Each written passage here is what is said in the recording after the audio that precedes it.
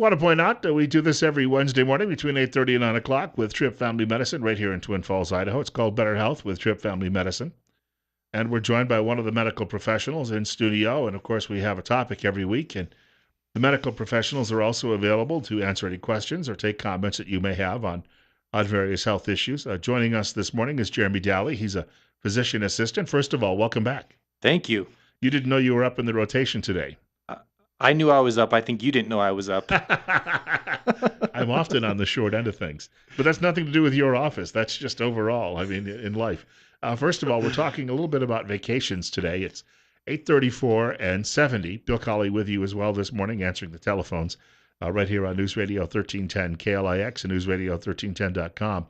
And you were telling me off air that people often go out on an outing or hiking or a vacation, and you get all excited. You pack your clothes. You make sure you have your swimming trunks, but you don't necessarily make any plans for what happens if you have an accident or an illness. Right. I think most of us we kind of overlook that detail, and sometimes we look at it as a minor detail, but if we get into a situation where we get hurt or injured, we really are totally put out. We have to stop what we're doing. We have to change our plans. We have to head in the other direction, and so planning ahead a little bit can save you a lot of grief and time when something does happen, and inevitably things do happen.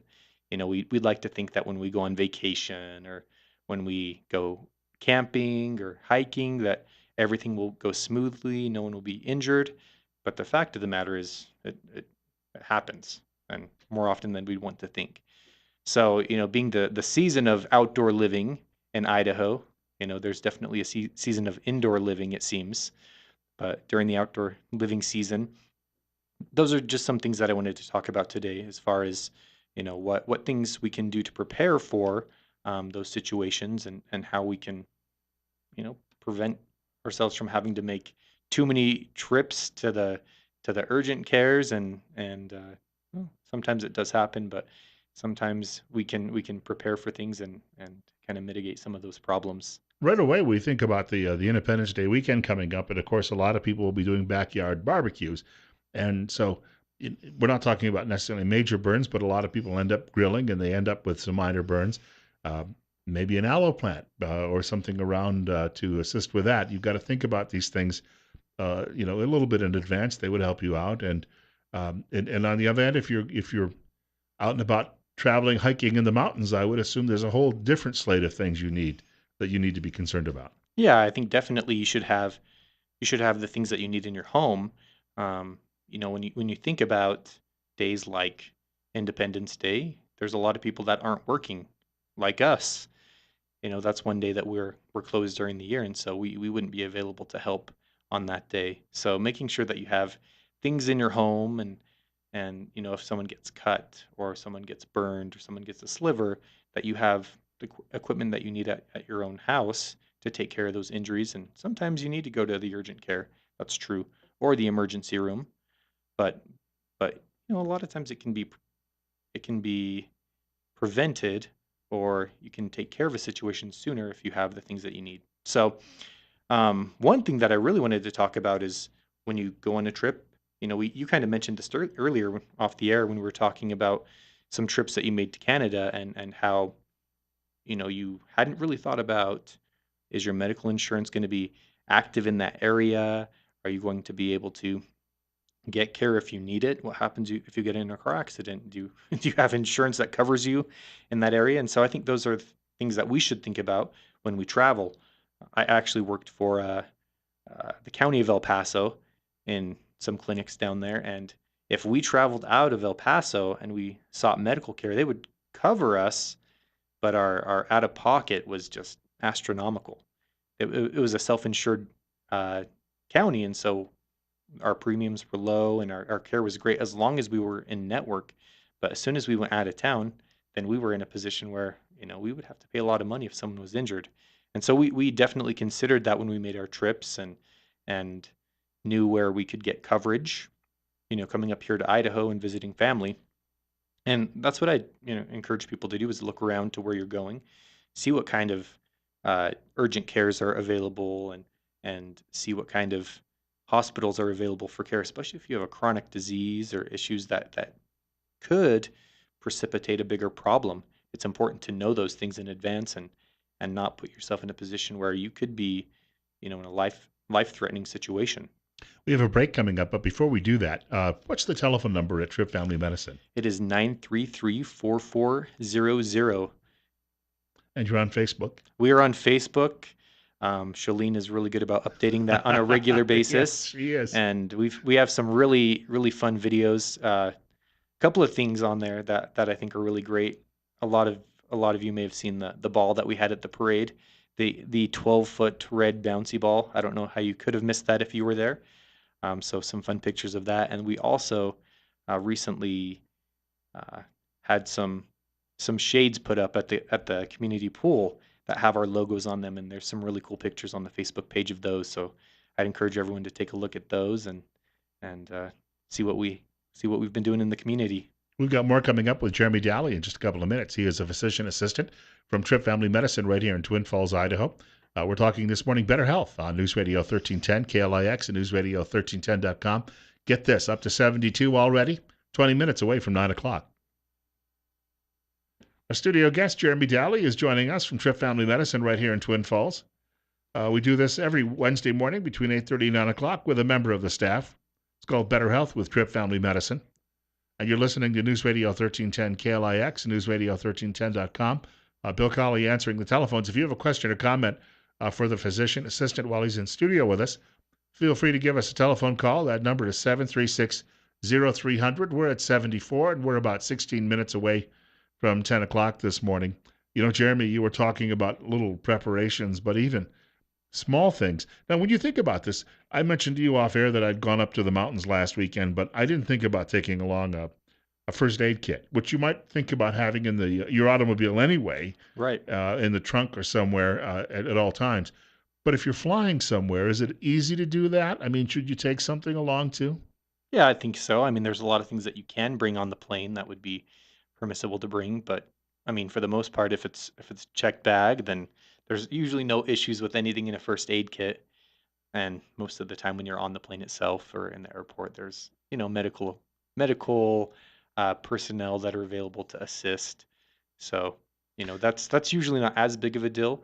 However, this was in the news this week, and I kind of thought about it. There was a man on a plane having a heart attack, and it was kind of a big deal. It was Tim Tebow, and he was in the plane and praying over this guy. And anyway, I thought about from a medical standpoint, that is a tough situation, and I'm sure that the flight attendants are trained to some extent, but if you have a history of heart attacks, if you have a history of things that can be very serious, just making sure that you have something like an aspirin, which is something we treat people with anyway in the emergency room, when they're having a heart attack, just to help with clotting and basically to not form more clots and make a heart attack worse. And so something like that even would be important to have in your first aid kit when you're flying, just medicines that you typically don't take, but you could need in an emergency situation. From what I read, and people were almost in a panic because this man was having this heart attack. And it wasn't just his family, but it was the section of the plane. And Tebow came along and prayed with the family and with the other people in that section and calmed everyone down, allowing the medical people to actually do the work they needed to do. That's another thing. Not all of us are going to run into him on an airplane, but that's another thing we've got to keep in mind is an ability, no matter where you are, because if you're in a strange place, sometimes trying to stay calm is, that's a huge part of what we're talking about too, I think. If you keep a cool head and you have a family member who's having a problem, keeping a cool head could save their lives. Yeah, and it really could. And I think a lot of times the thing that helps us to feel okay about situations is a little bit of preparedness. I think everyone should have first aid training and CPR training. I think that should be something that everyone tries to obtain, because you never know when something's going to happen. And just small things like learning how to do CPR can save people's lives. And so I think when you go on a plane, or when you travel somewhere, you should be prepared as best you can. Obviously, not everyone is a trained medical professional, and that's okay. But there are small things that people can do like bringing certain medications and certain supplies when they're traveling in their car. Just have a kit that's always there. And I did want to talk about actually some specifics Hmm. of things that people should bring in their first aid kits that they typically don't. So I have a question for you, Bill. What would you think would be maybe some good things to bring in a first aid kit? Bandages, number one. That's good. I might bring something along the lines of peroxide or an alcohol for sterilization. Sure. Tweezers, because sometimes you got to remove a splinter or something along those lines, and maybe something along the lines even as simple as an epinephrine, because there can be people who obviously have an allergic reaction to a sting or a bug bite. Yeah, I think those are all great things and probably things that are not thought of very often in a first aid kit. Typically, we think of bandages. I think that's usually the number one thing that we look for. Hmm. Maybe a gauze wrap, something like that. Uh, Something like an alcohol wipe to sterilize, and then we usually think about just an antibiotic ointment, and that's most first aid kits. That's about what they have in them, Right. and so when it comes to other things that happen, well, what if we're worried about a fever? Do we have a thermometer in our first aid kit? How are you going to know if someone has a fever or, if a child has a fever? And most of the time, we don't bring a thermometer in the first aid kit. So that's something I'd encourage people to have. The tweezers are great. A lot of people don't think about tweezers, but of probably the two most common situations camping, hiking, being out in the woods are getting cut, getting cuts and scrapes and getting slivers. And so just having tweezers is actually a great idea and something that people don't think about. Another thing, shears. So Hmm. scissors to cut off clothing if need be. If someone has a bone that's broken, the last thing that you want to do is take that article of clothing off through the joint that's hurt. So just having something like that there that you can cut away the clothing with. Um, Having a heat and cold pack, those are so nice to have. We have these little cold packs that you can break and mix together, and the heat packs, same thing. Just having something like that makes a big difference when someone sprains an ankle or they're having soreness in their muscles, and can actually keep a trip from having to end and keep things going. Um, some one thing that I had never thought about having in a first aid kit, and I actually worked with a ER physician who said, "Well, you always have to make sure you have super glue in your first aid kit." And a lot of people don't think about that, but it's something we use a very similar, uh, basically glue in emergency settings to bring cuts together, and so that's something that a lot of people overlook in their first aid kits as well. When I was in high school, I can remember the first aid kit our coaches would have right on the football field. And, if a guy would get a bad bruise or have an issue, or they thought he might have a broken bone, but they always had these packs. And what they could do is they could just split something and there would be a chemical reaction, and then they would suddenly have a cold pack. Right. And they could apply that. So most people don't carry those things. But if you fall down a gully, and it might not be a bad thing to have that to wrap around your ankle to keep the swelling down, right, in a situation like that. Right, and that's exactly what I'm talking about. They make some really small cold packs and heat packs basically that you can fit into a first aid kit. Obviously, depending on where you're going and what you're doing, you're going to want to modify the size of the kit. You're not going to want to take a 20-pound kit Hmm. for a day hike, but you can bring plenty of things that don't weigh very much. Another thing that I wanted to mention was medication. I mean, how many times do we bring medication in a first aid kit? Things like an antihistamine, something like Benadryl for an allergic reaction, or glucose, the basic sugar that you can put in someone's cheek if they're low on their blood sugar, something like an antidiarrheal. If you're on a long hiking trip and you're back in the woods, I mean, there's a chance that you could get sick. It does happen. You're going to get rashes. So having something like a topical steroid cream, like cortisone over the counter, or there's antifungal creams that you can bring with you as well, because those things do happen too. Um, and then making sure you have pain medication, Tylenol or ibuprofen, and aspirin, like we mentioned earlier, is a great tool to have in your kit if someone's in an emergency situation where they're having a heart attack. it can save someone's life as well. The other day we had a story where we saw that there was a daring nighttime flight, mercy flight to Antarctica because of somebody being sick there. And I've heard stories about people down there on research before who've had to have emergency medical care. And you pointed out earlier, you've got to know where the hospitals are. But sometimes, let's say you were, I don't know, hiking up somewhere in the area around Stanley or whatever, and there aren't a lot of hospitals near there. So you should probably let people know where you're going, right? And have a timetable where just in case you don't come back, they can sort of pinpoint your location. Yeah, I think that's a great idea. Sometimes we do things kind of on a last minute basis. You had mentioned earlier about your trip last week where you just went up into the mountains and did some hiking. And I would be surprised if someone knew where you were at. Right. No one would have known. So we're glad you made it back. But those are things that are really important to think about. Do friends and neighbors know where you're at, and would they come looking if you were gone?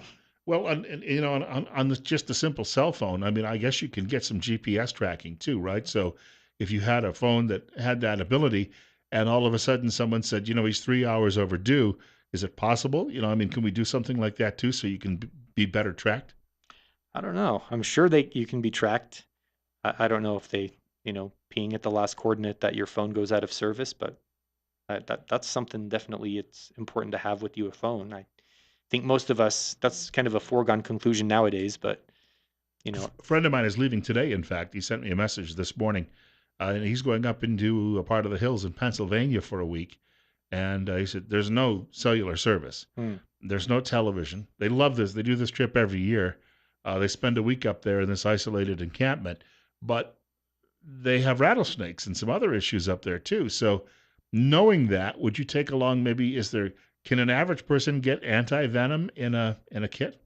no, it's even something that some hospitals don't have around, so it's expensive for one, and it expires, and so it's difficult to keep those things around.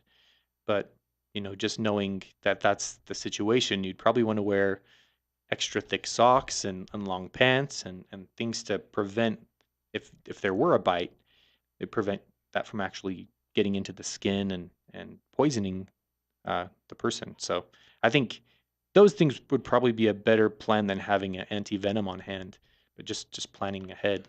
And you might do some reading up on what would happen if you got bitten, so you would know what course to take if you're out there in the middle of nowhere. Sure, I think that's a great idea too. Just looking at some of the contingencies, and I think that's tough to do. You can't plan for everything necessarily, but at the very least, just having a really good first aid kit, and making sure that you can help the people around you and help yourself if need be.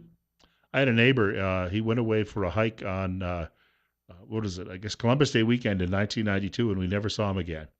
And his car was found in a particular lot where he parked near one of the mountains, and just completely vanished. And 24 years later, still no sign of him. So these are the worries people have, and that's why I guess it's important to have that plan in place.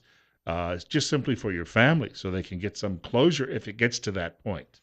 Yeah, I think that's a awful situation, and obviously we don't plan on those things happening. But I think just letting people know where you're at, simply saying this is where I'm going and this is what I'm doing, and that could keep No, you from being in that kind of a situation. Now, if you're a diabetic or you've got a heart issue and you have to take, you mentioned prescriptions earlier, you should also, I would assume, especially the diabetics, you need to have something in that kit available as well, right? No, definitely.